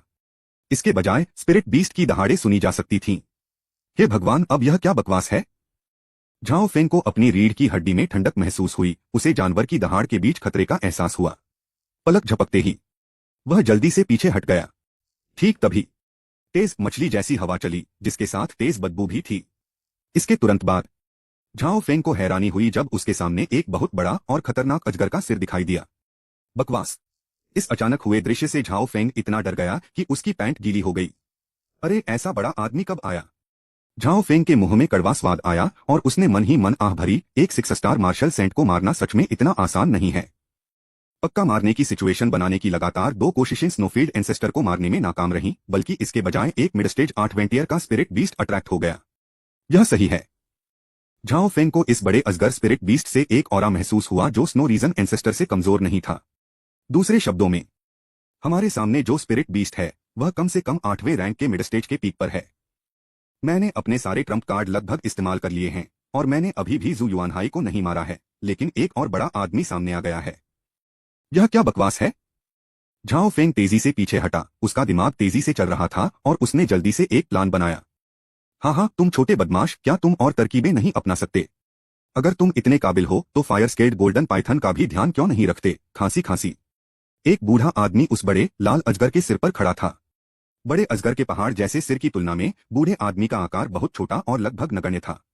और यह बूढ़ा आदमी कोई और नहीं बल्कि स्नो रीजन का पूर्वज था। इस समय स्नोफील्ड पूर्वज खून से लथपथ था और अस्तव्यस्त दिख रहा था और उसकी ताकत भी बहुत कम हो गई थी। कुछ देर पहले उन्होंने जो शानदार व्यवहार दिखाया था वह इस समय पूरी तरह गायब हो गया है। जाहिर तौर से अभी हुए धमाके से स्नोफील्ड एंसेस्टर को बहुत नुकसान हुआ है। उसके सिर पर हेल्थ बार 30 से भी कम हो गया था। लेकिन झाओ फेंग ने कोई खुशी नहीं दिखाई। इसके बजाय उसका चेहरा गंभीर था। उसके दाहिने हाथ में हेवनली क्राई ब्लेड और बाएं हाथ में एक mid level void breaking talisman था। वह किसी भी समय भागने के लिए तैयार था। आखिरकार उन्हें मारना मुश्किल हो गया है। अगर वे वहीं रहे तो शायद वे आसान शिकार बन जाएंगे। आग के आकार वाले सुनहरे अजगर, उसे मार डालो। जू युआनहाई ने झाओ फेंग की ओर इशारा किया। उसकी आंखों में जान से मारने का इरादा था। गर्जन। आग जैसा सुनहरा अजगर दहाड़ा। उसके पूरे शरीर से खून का प्यासा मारने का इरादा दिख रहा था और वह अपने बड़े शरीर को मरोड़ते हुए धीरे धीरे झाओ फेंग के पास पहुंचा। धत तेरे की, मैं इसे मानने को तैयार नहीं हूं। झाओ फेंग ने दांत पीस लिए और जैसे ही आग जैसे शल्क वाला सुनहरा अजगर पास आया, वह खालीपन तोड़ने वाले ताबीज को तोड़ने ही वाला था। आओ। अचानक आग जैसी खाल वाला सुनहरा अजगर तेजी से पीछे हट गया। उसकी लाल आंखों में डर साफ झलक रहा था। ओह! झाओ फेंग हैरान रह गया। फायर स्केल्ड गोल्डन पाइथन को काफी कंफ्यूजन से देखते हुए उसने पूछा, ये लोग क्या कर रहे हैं? फायर स्केल्ड गोल्डन पाइथन, तुम क्या कर रहे हो? तुम उस पर हमला क्यों नहीं कर रहे हो? जू युआनहाई को भी समझ नहीं आया कि क्या हो रहा है और वह फायर स्केल गोल्डन पाइथन से आग्रह करती रही। फायर स्केल्ड गोल्डन पाइथन ने झाओ फेंग को देखा, लेकिन वह आगे बढ़ने के लिए बहुत डरा हुआ था। असल में बिना एहसास किए उसने धीरे धीरे अपना शरीर नीचे किया और झुकने वाला पोस्टर बना लिया। अरे यार, क्या हो रहा है? झाओ फेंग का एक्सप्रेशन अजीब था। उसके सामने का सीन देखकर उसे ऐसा लग रहा था जैसे वह किसी बंद गली में पहुंच गया हो और फिर एक नया रास्ता खुल रहा हो। लगता है यह मुझसे डर रहा है। झाओ फेंग ने एक पल के लिए देखा और आखिरकार कुछ नोटिस किया। मुझसे डरने की क्या बात है? साधना के मामले में मैं इतना भी नहीं हूं कि वह मुझे पूरा निगल सके। नहीं, वह मुझसे नहीं डरता, वह मेरे अंदर की किसी चीज से डरता है। झाओ फेंग बहुत चालाक था। थोड़ी देर देखने के बाद उसे कुछ गड़बड़ नजर आई। फायर स्केल्ड गोल्डन पाइथन को इतना डराने वाली क्या बात है? क्या यह बैक्सिया ब्लडलाइन हो सकती है? उत्सुकता से भरकर झाओ फेंग ने अपनी बैक्सिया ब्लडलाइन को एक्टिवेट किया। जैसे ही उसकी ब्लडलाइन की ताकत फैली, फायर स्केल्ड गोल्डन पाइथन ने अपना बड़ा सिर नीचे किया और विनती भरी दहाड़े लगाईं। यह सचमुच सच है। झाओ फेंग की आंखें अचानक चमक उठीं। लेकिन फिर उसे कुछ और याद आया। क्या ऐसा हो सकता है कि बैक्सिया अपनी ब्लडलाइन को दबा रहा है? यह अजीब है। मैंने पहले जितने भी पाइथन टाइप स्पिरिट बीस्ट्स देखे हैं उनमें से किसी ने भी इस तरह रिएक्ट नहीं किया। या ऐसा है कि ब्लड स्पिरिट ड्रैगन की ब्लडलाइन के साथ फ्यूज होने के बाद बैक्सिया की ब्लडलाइन दूसरे लेवल पर पहुंच गई है। झाओ फेंग इसे ठीक से समझ नहीं पाया, लेकिन उसने जल्दी से इसे अपने दिमाग से निकाल दिया, क्योंकि उन्होंने जू युआनहाई को खत्म करने के लिए एक शानदार प्लान बनाया। धमाका। जब जू युआनहाई अभी भी फायर स्केल्ड गोल्डन पाइथन को कोस रही थी तो नई बैक्सिया ब्लडलाइन, जो ब्लड स्पिरिट ड्रैगन ब्लडलाइन में मिल गई थी, तेजी से आगे बढ़ी और अपना हमला फायर स्केल्ड गोल्डन पाइथन पर फोकस किया। इस शानदार आभा को महसूस करते ही आग जैसे शल्क वाला सुनहरा अजगर और भी दुख से दहाड़ा। उसकी आवाज में दया की भीख मांगने का एहसास था। मेरे सामने झुक जाओ, झाओ फेंग ने ठंडी आवाज में कहा और साथ ही उसने जानवर को काबू में करने की अपनी टेक्निक का इस्तेमाल किया। हम मत मान जाओ। यह सुनकर जू युआनहाई ने मजाक उड़ाया, तुम नासमझ बच्चे जो जल्द ही आग जैसे शल्क वाले सुनहरे अजगर के हाथों मारे जाओगे। तुम्हारे पास इस बूढ़े आदमी को मान जाने के लिए क्या काबिलियत है? तुम गलत हो। तुम दाढ़ी वाले बदमाश, तुम मेरे कुत्ते बनने के लायक नहीं हो। मैं फायर स्केल्ड गोल्डन पाइथन की बात कर रहा हूँ। तुम्हारी हिम्मत कैसे हुई मुझे इस तरह कम आंकने की? आग जैसे शल्क वाले सुनहरे अजगर, उसे अभी मार डालो। जू युआन हाई गुस्से से चिल्लाई। मेरे सामने झुक जाओ। झाओ फेंग आगे बढ़ा, उसका ऑरा और मजबूत होता गया, और उसने फायर स्केल्ड गोल्डन पाइथन पर पूरी तरह से दबाव डाला। आग जैसे शल्क वाले सुनहरे अजगर ने शुरू में विरोध किया, लेकिन अपने से बेहतर के पूरी तरह दबाने पर उसने कई बार दुख भरी दहाड़े लगाईं और अपनी मर्जी से जमीन पर गिर पड़ा। क्या यह कैसे हो सकता है? स्नो रीजन के पूर्वज का चेहरा एकदम बदल गया।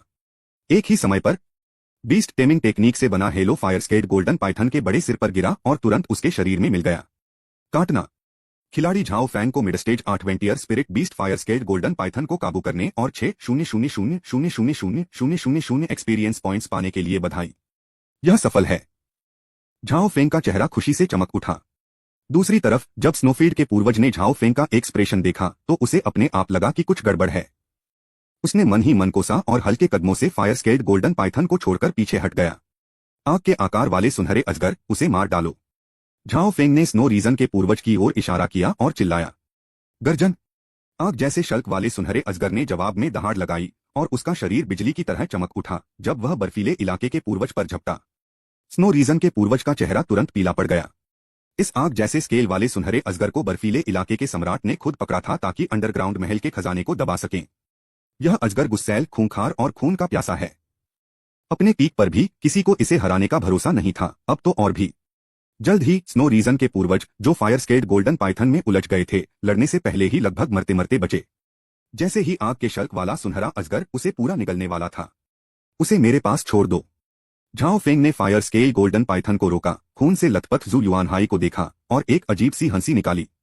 अपनी 10 मेरिडियन डिवाइन स्वॉर्ड की एक लहर से उसने सीधे स्नो डोमेन एंसेस्टर का सिर काट दिया। काटना। अध्याय 311 दिव्य बैल फिर से प्रकट होता है। स्नोई एम्पायर के 1,00,000 ली के अंदर एक बैल के आकार का स्पिरिट बीस्ट, जिसका शरीर सुनहरी रोशनी से चमक रहा है, खाली जगह से गुजर रहा है। यह बैल के आकार का स्पिरिट बीस्ट कोई और नहीं बल्कि गोल्डन डिवाइन बैल था, जिसे ग्रेट रूइंस फॉरेस्ट से बाहर निकाल दिया गया था। उस दिन सोने के बैल ने लाखों मील तक दुश्मन का पीछा किया, लेकिन फिर मैंने सोचा झाओ फेंग की काबिलियत को देखते हुए उसका इतनी दूर बच निकलना नामुमकिन है। इसलिए वे वापस मुड़े और फिर से खोजना शुरू कर दिया। अचानक जैसे ही उन्होंने स्नोफील्ड एम्पायर के इलाके में कदम रखा, उन्हें एक जाना पहचाना माहौल महसूस हुआ। यह वही बच्चा है। यह बक्सिया का ब्लड लाइन है। मैं दिव्य बैल इसे महसूस कर सकता हूं। वह बच्चा इंपीरियल सिटी में है। सुनहरे बैल की आंखें खुशी से चमक उठीं। बिना किसी हिचकिचाहट के वह स्नोफील्ड एम्पायर की ओर भाग गया। इंसान, इस बार मैं दिव्य बैल देखूंगा कि तुम कैसे बचते हो। काटना। लॉर्ड लेवल बॉस जू युआ है को हराने और 700,000,000 experience points, 700,000,000 true power points और 700,000,000 डिवाइन स्किल प्रोफिशिएंसी पॉइंट्स पाने के लिए प्लेयर झाओ फेंग को बधाई। लॉर्ड लेवल बॉस जू युआ है को हराने और लैंगिया तलवार पाने के लिए प्लेयर झाओ फेंग को बधाई। लॉर्ड लेवल बॉस जू युआ है को हराने और return to origin qi shield पाने के लिए प्लेयर झाओ फेंग को बधाई। लॉर्ड लेवल बॉस जू युआ है को हराने और सोल समनिंग बैनर पाने के लिए प्लेयर झाओ फेंग को बधाई। लॉर्ड लेवल बॉस जू युआ है को हराने और गॉड ब्रेकिंग पिल X1 पाने के लिए प्लेयर झाओ फेंग को बधाई। लॉर्ड लेवल बॉस जू युआ है को हराने और वोर गॉड क्लोक पाने के लिए प्लेयर झाओ फेंग को बधाई। हे भगवान, वोर गॉड का क्लोक! क्या यह किसी सेट आइटम के गिरने का संकेत है? झाओ फेंग ने वोर गॉड क्लोक निकाला, जो बहुत शानदार था और उसमें से दिव्य शक्ति निकल रही थी। सच में बहुत खास item war god cloak. Rank god level. परिचय 1, वोर गॉड के 9 सेट में से एक। परिचय 2, इसे पहनने के बाद बेस एट्रीब्यूट्स 20 बढ़ जाते हैं और मूवमेंट स्पीड 20 बढ़ जाती है। विवरण 3, यह आपको गायब कर सकता है और सभी खुशबुओं से आपको अलग कर सकता है। हर बार इस्तेमाल करने पर यह 10 मिनट तक रहता है और दिन में सिर्फ एक बार इस्तेमाल किया जा सकता है। इंट्रोडक्शन 4, पूरा सेट इकट्ठा करने के बाद एट्रीब्यूट्स 80 तक बढ़ जाएंगे और एक सेट स्किल उपलब्ध होगा। अरे वाह, 9 टुकड़े! हम कब तक ये सब इकट्ठा कर पाएंगे? यह एक लंबा और मुश्किल काम है। झाओ फेंग पूरी तरह से हैरान था। मुझे लगा कि यह एक सेट होगा, लेकिन मुझे हैरानी हुई कि इसमें सिर्फ एक ही पीस था। हालांकि कुछ न होने से कुछ होना बेहतर है। वोर गॉड क्लोक के अलावा दूसरी सबसे कीमती चीज गॉड ब्रेकिंग पिल है। आइटम, भगवान को तोड़ने वाली गोली। रैंक, स्वर्गीय रैंक, सर्वोच्च। विवरण, इस बात की कुछ संभावना है कि यह एक टॉप मार्शल सेंट को डेमीगॉड या यहां तक कि स्यूडोगॉड के दायरे में पहुंचने में मदद कर सकता है। हालांकि अमृत अच्छा है, लेकिन फिलहाल झाओ फेंग के लिए यह पूरी तरह से गैर जरूरी है। उसने आराम से गोलियां रख दी, फिर दूसरे खजानों को देखा और तुरंत होंठ सिकोड़कर कहा, इस बेचारे को क्या बकवास मिला। बाकी सभी आइटम हेवनली रैंक के हैं। लांग्या तलवार mid grade heaven rank. Primordial qi shield एक हाई ग्रेड हेवनली रैंक। आत्मा को बुलाने वाला banner mid grade heavenly rank. बस थोड़ी सी अच्छी बात यह थी कि बुलाने वाले बैनर के अंदर हजारों आत्माएं थीं। अगर सोल समनिंग बैनर की स्पिरिट को पूरी तरह से स्काईक्वरिंग बैनर में डाल दिया जाए तो मुझे हैरानी है कि क्या स्काईक्वरिंग बैनर की पावर को हेवनली ट्रेजर के लेवल तक बढ़ाया जा सकता है। इस बारे में सोचते हुए झाओ फेंग ने आत्मा बुलाने वाला बैनर हटा दिया और तुरंत ऐसा नहीं किया। किसी आत्मा को रास्ता दिखाना कोई आसान काम नहीं है। झाओ फेंग का इस सेटिंग में ऐसा करने का इरादा नहीं था। अब खजाना इकट्ठा करने का समय आ गया है। स्नो एबिस से गिराए गए खजाने मौजूद खजाने का बस एक छोटा सा हिस्सा है। असली इनाम तो पूरे अंडरग्राउंड वॉल्ट के अंदर का खजाना है। यह थोड़ी शर्म की बात है। झाओ फांग और स्नो रीजन के पुराने पूर्वजों के बीच हुई बड़ी लड़ाई से इस इलाके को बहुत नुकसान हुआ। इस वजह से उस लड़ाई में बहुत सारी आध्यात्मिक चीजें और खजाने खो गए। एकमात्र सकारात्मक बात यह है कि पीछे छोड़े गए बहुत सारे खजाने सभी भयंकर आग में बनाए गए थे और वे सभी हाई ग्रेड अर्थ रैंक के थे या हेवन रैंक के खजानों के बराबर थे। उनमें से झाओ फेंग ने 5 या 6 तरह के स्वर्ग श्रेणी के खजाने खोजे। मुझे आश्चर्य है कि अगर मैं इन सभी को एक्सचेंज कर दूं तो मुझे कितने सुप्रीम कॉइन मिलेंगे। झाओ फेंग कुछ हद तक उम्मीद लगाए हुए था। 10 मिनट बाद अंडरग्राउंड वॉल्ट में बचे हुए खजाने का 2/3 हिस्सा ले लिया गया। कुछ ही मिनटों में वह बाकी सामान भी अपने साथ ले जा सकेगा। बूम! यह इसी समय हुआ। उनके सिर के ऊपर जमीन से अचानक एक जोरदार धमाका हुआ। लड़के, यहां से निकलो और मेरा सामना करो, नहीं तो मैं एक ही पैर से इस जगह को तहस-नहस कर दूंगा। एक तेज आवाज धरती के कोर से गुजरकर झाओ फेंग के कानों तक पहुंची। झाओ फेंग का एक्सप्रेशन एक पल में एकदम बदल गया। गोल्डन डिवाइन बोल। उन्होंने कभी उम्मीद नहीं की थी कि गोल्डन बोल उन्हें इस महत्वपूर्ण मोड़ पर पालेंगे। धत तेरे की! क्या तुम थोड़ी देर से नहीं आ सकते थे? अपनी गालियों के बीच झाओ फेंग ने कांपते हुए फायर स्केल गोल्डन पाइथन को जमीन पर इकट्ठा किया, दांत पीसे और intermediate level void breaking talisman को कुचल दिया। वह जानता था कि सोने के बैल के सामने उसका कोई चांस नहीं है, इसलिए उसके पास भाग जाने का ही ऑप्शन था। भनभनाहट! इंटरमीडिएट लेवल का void breaking talisman Zhao Feng को ऊपर ले गया और पलक झपकते ही अंडरग्राउंड महल से गायब हो गया। उसी पल झाओ फेंग गायब हो गया। अंडरग्राउंड महल के अंदर लहरें उठीं और एक सुनहरा सांड जो एक आम बैल के साइज का हो गया था खाली जगह से बाहर निकला। जैसे ही वह दिखाई दिया उसकी ठंडी आंखें उस जगह की ओर चली गईं जहां झाओ फेंग अभी अभी गया था। वे फिर भाग गए। सुनहरे बैल की आंखों में गुस्सा झलक आया। इस जगह को ढूंढने में उसे बहुत मुश्किलों का सामना करना पड़ा, लेकिन इससे पहले कि वह झाओ फेंग का कोई निशान देख पाता वह बिना किसी निशान के गायब हो गया। घुटन की वजह से उसे लगभग खून की उल्टी हो गई। धिक्कार है इंसानों पर! सुनहरे बैल की आंखों में एक ठंडी चमक चमकी और एक ठंडी फुफकार के साथ उसका शरीर वहां से गायब हो गया। जब यह फिर से दिखाई देगा। वे पहले से ही स्नोफील्ड साम्राज्य के ऊपर थे। सुनहरा बैल अपने असली रूप में आ गया। उसकी ठंडी बैल जैसी आंखें आसपास देख रही थीं, झाओ फेंग का पता लगाने की कोशिश कर रही थीं। पर जल्द ही वह और भी निराश और चिड़चिड़ा हो गया। 1,00,000 लीटर के दायरे में झाओ फेंग का कोई निशान नहीं था। ऐसा लग रहा था कि वह पूरी तरह गायब हो गया है और उसकी मौजूदगी का कोई निशान नहीं बचा है। लानत है! लानत है! सुनहरा दिव्य बैल बार बार दहाड़ रहा था। उसकी गुस्से भरी चीखों से पूरा स्नोफील्ड साम्राज्य दहशत में आ गया। यह क्या है? इतना भयानक दबाव! इस साइज का! क्या यह ग्रेट रूइंस फॉरेस्ट का कोई दिव्य जानवर हो सकता है? यह बुरा है।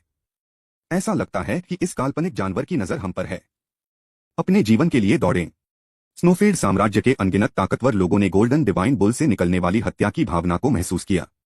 डर के मारे वे स्नोफील्ड एम्पायर में बिना सिर वाली मक्खियों की तरह बिना किसी मकसद के घूमते रहे। स्नोई एम्पायर बहुत बड़ा है। यहां तक कि एक सेमीसेंट लेवल एक्सपर्ट के लिए भी बहुत कम समय में पार करना आसान काम नहीं है, जब तक आपके पास झाओ फेंग की तरह वॉइड ब्रेकिंग टैलिस्मैन जैसा कोई खजाना न हो। तथापि शिलालेख बनाने वाले बहुत कम मिलते हैं। इसके अलावा स्पेशल रून्स में माहिर इंस्क्रिप्शन मास्टर बहुत कम मिलते हैं। पूरे स्नोफील्ड एम्पायर की तो बात ही छोड़िए, पूरे वाइल्डरनेस रीजन में भी उनके जैसे कई लोगों को ढूंढना मुश्किल होगा। नम्र इंसानों, बदसूरत चेहरे, मैं दिव्य बैल तुमसे नफरत करता हूं। मर जाओ तुम सब! सुनहरे बैल ने बेचैन और डरे हुए स्नोफील्ड एम्पायर को अपनी आंखों में और भी ज्यादा ठंडी नजर से देखा। एक धीमी गुर्राहट के साथ उसका शरीर अचानक 10,000 फीट के साइज का हो गया। फिर अनगिनत लोगों की डरी हुई और हताश निगाहों के नीचे वह जोर से नीचे गिर पड़ा। अध्याय 312 80 मिलियन। बूम! अचानक एक धीमी सी आवाज जैसे बिजली कड़क रही हो पूरे आसमान में गूंज गई। क्या हुआ? 10,000 मील दूर अपने लबादे में छिपे झाओ फेंग ने हवा में एक अजीब सी आभा महसूस की और स्नोफील्ड एम्पायर को देखने के लिए मुड़े बिना नहीं रह सके। क्या वह पागल सांड स्नोफील्ड एम्पायर को खत्म कर सकता था? झाओ फेंग का एक्सप्रेशन काफी खराब था। वह नरम दिल इंसान नहीं था, लेकिन बोरेन का मेरी वजह से मरना, भले ही मैंने उसे मारा नहीं, यह एहसास सच में बहुत बुरा था। सुनहरे दिव्य बैल, मैं तुम्हें जरूर मार डालूंगा, मैं मार डालूंगा। झाओ फेंग ने दांत पीसे और इस समय बैल को मारने की उसकी इच्छा चरम पर पहुंच गई। बिना पीछे मुड़े उसने दूसरे इंटरमीडिएट लेवल के वॉइड ब्रेकिंग टैलिस्मैन से बदला, बिना किसी हिचकिचाहट के उसे कुचल दिया और मौके से गायब हो गया। उसके जाने के कुछ समय बाद ही बर्फीले साम्राज्य के ऊपर युद्ध की लपटें आसमान में उठ रही थीं। इस सब के बीच